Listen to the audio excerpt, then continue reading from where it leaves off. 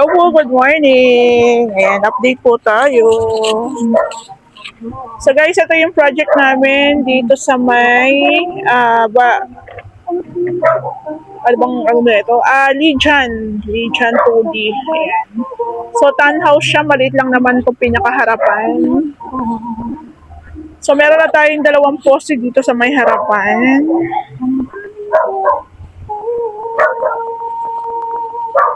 Ito yung update natin dito. So, yung ibang materials po dito sa loob nilalagay. Diyan tawag ka. Tawag ka. So, dumaan lang po kami today, Saturday, kasi pasahod. Ayan. So, dito sa loob ang galaw dahil maliit lang po ang space natin. Mga CHB, semento. Actually, nag-order na rin po kami pang kisame para kasi nakakahiya naman, konti-konti lang po yung pinapasok naming materials. Ayan. Yellow palagay nga to. Kukunin to ng may-ari, yung kontrata. Lagay mo dun sa... Oo. Ayan, sa akin na yan. Okay na. Lahat na yan. Lahat to Sige. Ito sa tubig yata yan. Tawag ka dun, Joey. Sweldo, dumaan lang kami. So guys, ang extension nila is halos nasa 1 meter lang naman yan. So naasintadahan na, may poste na, nilalagyan ng beam kasi hanggang itaas yan. So magkakaroon tayo ng demolition, pero bago tayo mag-demolish, syempre, takpan po muna natin para hindi naman tayo mapasok dito. So ito may bintana, tatanggalin yan.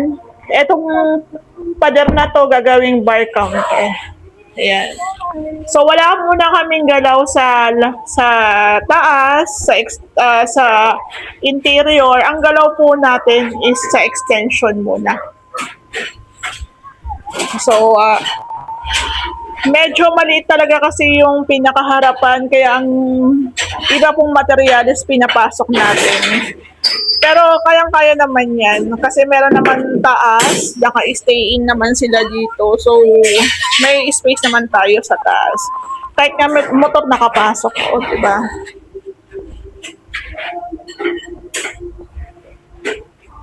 Ito i-demolish to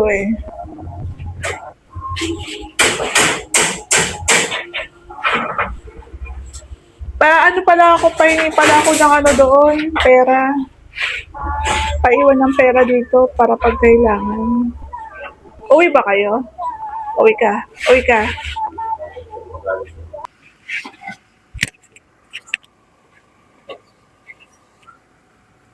Hello po, magandang tanghali. Ayan, ito po yung project namin sa Lijan 2D.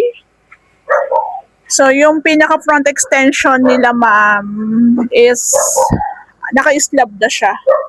So, nakasagad na siya hanggang dito sa may unahan. Then, mag-uusap kami today para po ma-final namin kung ano po yung sa taas tsaka po dito sa may baba. Kung saan po nakatapat yung gate, kung saan po namin ilalagay yung gate, then para po maituloy na rin to. Actually, sa pinaka-renovation natin, lagi naman po nauuna yung ating extension. So, doon po sa mga nagpapagawa at walang ideas about po sa renovation, ayan. Sa Ray House Makeover po, lagi po natin inuuna yung pinaka-extension dahil yung pinaka-loob, tambakan po ng mga materials. Actually, dito po sa Lijan 2D, medyo mahirap yung galaw ng team natin. Pero dahil sanay naman na sila, kumbaga parang gamay na nila yung trabaho natin. So, alam nila kung saan ilalagay yung materyales. Ayan. Mga semento dito. Yung motor nga nandito rin kasi mahirap dito sa may labas, maliit lang yung extension. So, dito po, parang kamukha lang po ito ng project namin sa Estanya, Biga, Tansa. Halos same lang din po yan. Naka-steel deck. Tapos, meron tayong mga tinibag na dito dahil yun ang preferred ng may-ari. Yun po yung plano nila. So, dito po sa may bar counter, meron tong pader dito. So, tinanggal yung kalahati. Then, bar counter na. Ayan. Tapos yung pinto ng CR, tinanggal, then sinarahan, nilipat po dito sa kabilang side. Ayan. So, mapapansin nyo parang lumawak na. So, dito po sa kabilang side, andyan po yung existing na lababo. So, tinanggal na. Pagdating na may-ari, tatanungin natin kung saan po yung pinakalababo. Ayan. So again, hindi po muna tayo pwedeng gumalaw sa pinakaloob dahil hindi pa po natatapos ang extension. So ang kagandahan lang din po dito, pwede silang mag-stay in. Dahil may mga developer naman na hindi masyadong mahigpit. So sa second floor, wala rin po tayong ginawa dito.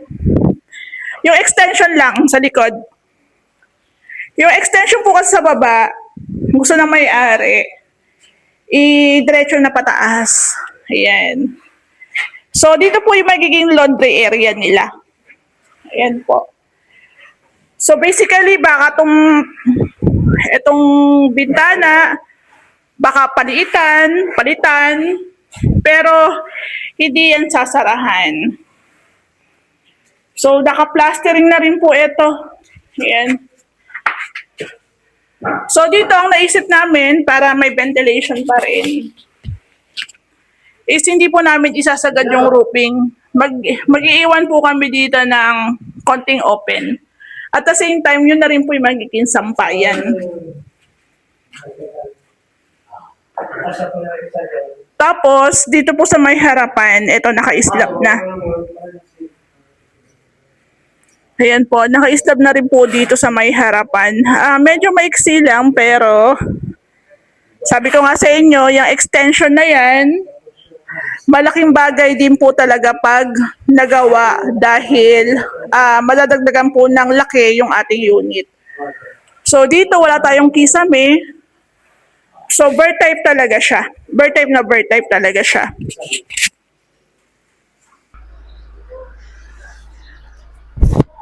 Ito na po yung ating update dito sa Imus. Ayan. So, yung mga PVC panels, nandito na. Ito, Joey, ilagay mo to sa sakyan. Ito. Ayan.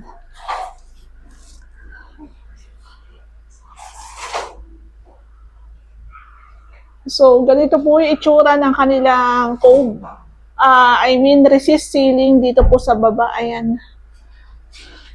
So, dito, dalawang cove yan. Dalawang resist ceiling, So, lalagyan na lang po yan ng PVC panels. Ayan. So, para mapapansin natin, merong ano dito. Ayan, no? Basa. May leaks dyan. Yung pinto nandito na. Okay. Ayan. So, ganyan na yung itsura ng project po natin dito sa Imus. Ayan. So, dito tayo sa taas.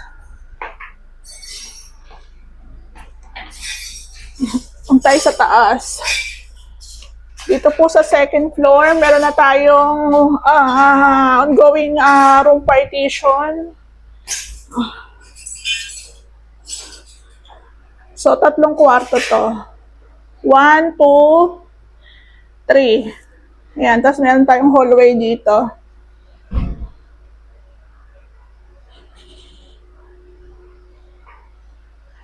So, maganda po dito kina ma'am na itaas namin yung pinaka-ceiling. Kasi mataas naman talaga yung ceiling nila dito.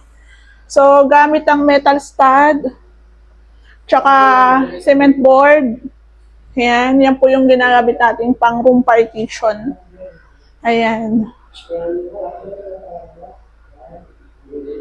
So doon, meron pang gagawing roofing. Yan, nakatiles na rin tayo dito. Yan. So baka by next week, palagyan na natin to ng roofing dito. So yan.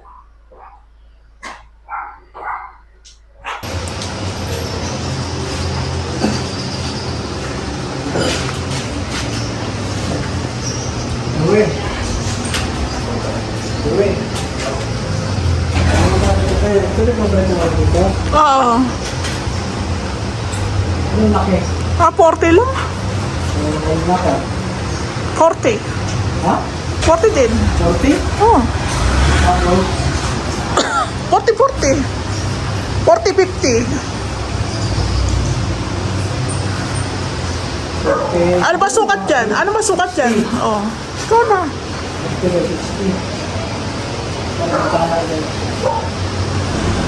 60 pa rin. 40 di ba? Higit na mo lang doon sa ano.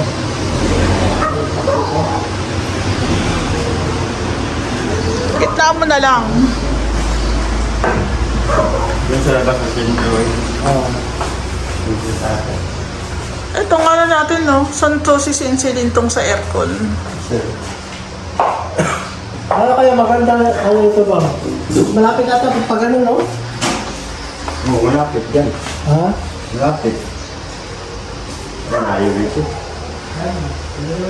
By the way, dito po sa second floor, meron po tayong laundry area. Ayan po. Ito po yung baba neto is yung ating kitchen extension naman.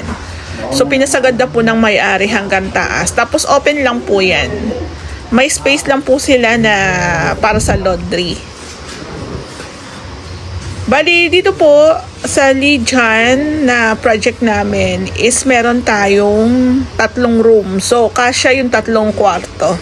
Ito po yung una. Ayan. Tapos dito po sa may malapit sa may hagdan, 2 naman po ang kwarto dito. So, bali dito po sa may hallway, maggagawa pa tayo ng hallway grills dyan. Ayan po. So, yung sa may hagdan na pag-install ng tiles, kasi tiles po ang gagamitin, ipanghuhuli na rin natin yan. Para hindi po siya ma-damage. So, tingnan nyo dito sa baba. Ayan. So, dito po naglagay din tayo ng waterproofing. So, sa extension talaga, prone dyan ang mga leaks gawa ng, yan po yung dugtong natin sa existing. So, dito po, ongoing na yung pag-i-install ng tiles. Yung ating lababo, ilalim ng lababo, elevated po yan. Nakataas po ng bahagya. So, andyan na po yung mga abang para sa gas range, sa ating sink, ayan. So, nagmo-moist dahil hindi pa po nalalagyan ng waterproofing doon po sa outside. At hindi rin po yata siya na plastering pa. So, yung pinto po ng bathroom, nilipat din po yan. So, kahit maliit ang space na pagkasya-kasya natin siya, ayan. Tapos, ongoing na yung metal works. Yung gate natin, ginagawa na. Punta na lang kaya. So, carry naman kung talagang ang team na gagawa is sanay na rin talaga kung paano ang scam dyan. Ayan po. So, yung ating balcony, may grills na rin. So, bali, ipanghuhuli na lang po muna natin yung ating painting works. Ang importante po ngayon is matakpan yung ating harapan. Malagyan po ng gate para safe na rin po yan. Kasi minsan po ang team natin is umuwi sila. Ayan. So, ayan guys, natapos na po yung ating gate. Sagad na po ito kasi dito po sa Lijan, hindi po sila mahigpit. So, napansin nyo, umabante yung harapan. Ayan po. Tapos, pwede i-second floor.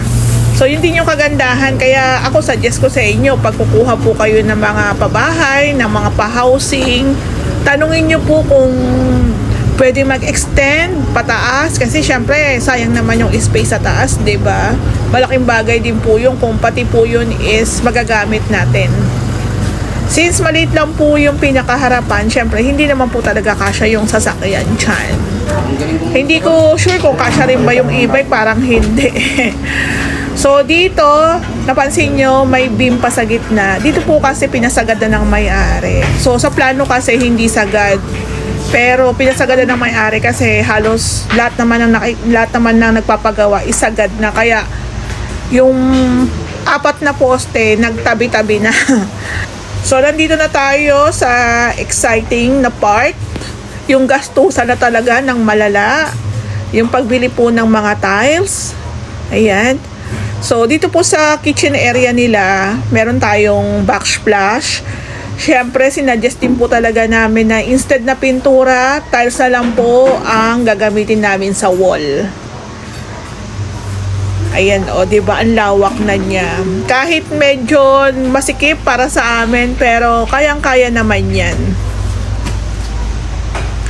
So, ito yung hagdan nila. Halos same lang din naman to sa ginagawa namin sa Lumina. Pero napansin ko, medyo mas malawak, mas malaki po yung sukat. Kaya dito talaga pwede 3 kwarto. So isa na rin po yung sa pina-final namin is yung sa wirings. Ayan, yung mga outlets. Ito po yung ating laundry area na waterproofing na. Tapos ita-tiles din po yan. So maganda rin yung ganyan, may open para ventilation. So ito yung ating grills, may hallway grills na tayo dito. So, request ni ma'am, lagyan ng maliit na bintana dyan po sa may tapat ng hagdan para pasok pa rin ng natural light. So, dito po nagkaroon tayo ng abante ng konti para magawa natin yung pangatlong kwarto. Ayan. So, malaki pa rin. Tapos, dito yung ating mini balcony. So, by the way, dito, before po kami nagsara ng kisame, nagsuggest na rin po kami magpalagay na sila ng AC para yung mga abang po, yung mga white tube, yung mga para sa drain, sa wires is maabang na. So bali guys, itong project po namin sa Lijan, sa Imus po ito. Medyo malayo na po ito sa Tansa. Since nagkasundo kami sa labor, hiwalay naman po ang labor namin sa materials. So kinonsider din po ng may-ari na malayo at hirap din po kami pagdating po sa mga materials, pero kinonsider din po nila, kaya yon, kinonsider din namin. So nagkasundo po kami sa pricing, kaya kinuha po namin. So napansin nyo yung ating gate, meron na siyang primer. Ayan. Tapos ongoing po yung ating tiling works.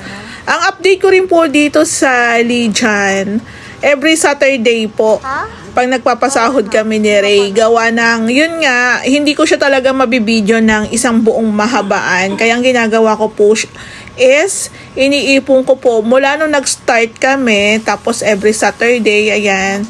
So, pag alam kong meron ng improvements, nagbibideo na ako. Ayan po. So, yung kitchen natin, tsaka yung bathroom, magkatabi lang po yan. Kasi, yun naman po, yung bathroom natin existing na yan. Tapos, yung pinaka-extension, yun na po talaga yung para sa kitchen. So, ganyan na po ang itsura niya. Patapos na po yung ating pagka-tiles. Tapos, nagpa-final pa rin po para sa ating wirings. Ito po yung ating staircase. Ayan, tiles lang po yung ginamit dyan na sila ma'am din po ang pumili. Tinakpan ng karton para hindi siya magasgasan dahil ongoing pa yung akyat baba. Kaya iyan pong tiles sa hagdan, medyo ipanghuli nyo na yan. So yung tiles, yung mga balance dito sa taas, sa tiles, natapos na rin po siya.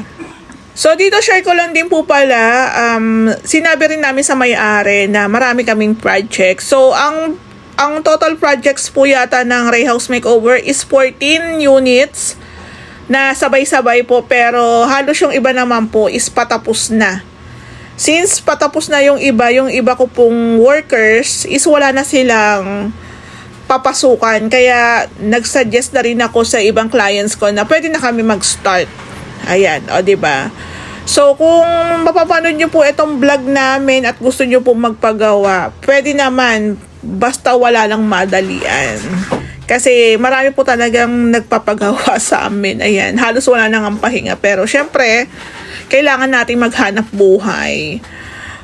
By the way, dito, i-schedule na po namin ang pagpapasukat sa mga glass and aluminum works. Yung mga nakikita nyong opening na yan, meron pong ipapa-install dyan sila ma'am na sliding door, aluminum door. So, abangan po natin yan. Magbibigay din po yan ng dagdag ganda sa ating renovation. Dito, maglalagay tayo ng owning.